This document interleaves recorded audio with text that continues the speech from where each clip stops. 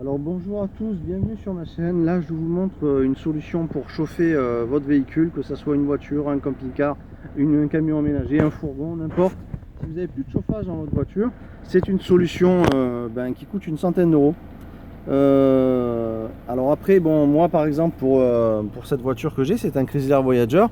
Bon, mais il faut compter 400 euros pour changer le Keylor parce que c'est des systèmes assez spéciaux. C'est plus comme à l'époque que ça coûtait rien du tout. Et 400 euros en ce moment, bon, personnellement j'ai pas envie, et pourtant je vais pas chez Chrysler. Et donc j'ai opté par ce système puisque je fonctionne comme ça dans mon camping-car depuis un certain nombre de temps. Donc là, si vous voulez, vous avez un radiateur soufflant qui marche en 220 par le convertisseur. En mettant sur la position 1, vous êtes en 1000 watts, c'est largement suffisant. Je peux vous dire que c'est largement chaud pour arriver à se chauffer. Le matin, si c'est dégelé dans la voiture, si c'est gelé, je veux dire, pardon, ça va bien fonctionner, tout va dégeler. Vous avez de la chaleur immédiatement par rapport à... vous êtes d'accord, il faut que le moteur chauffe pour avoir de la chaleur dans une voiture, que votre chauffage marche. Là, vous l'avez tout de suite. Ce qu'il faut, c'est faire une installation correcte au niveau des plots de la batterie, que ça ne touche pas le plastique de la batterie, pour éviter quand même que les surchauffes ou que ça pourrait fondre ou quoi. Vous faites ça bien au niveau de la batterie. Donc là vous avez le convertisseur, hein, c'est pas la peine de prendre un pur sinus, on n'en a pas besoin pour de l'inductible, pour du chauffage, c'est pas nécessaire. Ce qu'il faut, c'est que ça soit bien 1500-3000 watts, hein, qu'il puisse avoir quand même la puissance pour envoyer un petit peu.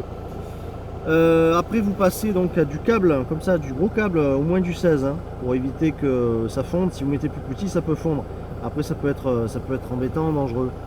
Donc mettez du gros câble. Un convertisseur d'entrée de gamme dans les 89 euros, je vous mettrai les liens, vous verrez, ou dans une centaine d'euros. Et vous avez du chauffage dans la voiture, dans le camion, dans le véhicule que vous avez qui n'a pas de chauffage.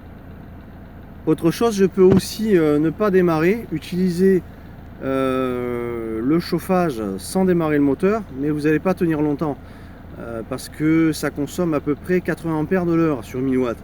Donc une batterie de 70 ampères, sachant qu'on n'a jamais la totalité de sa batterie, calculer 15 minutes. Après le convertisseur, lui, de toute façon il va sonner et il va couper dès qu'il se met à sonner. Après, au bout de 30 secondes, il coupe et il protège votre batterie. Donc il n'y a pas de danger de vider totalement votre batterie, ça n'arrivera pas.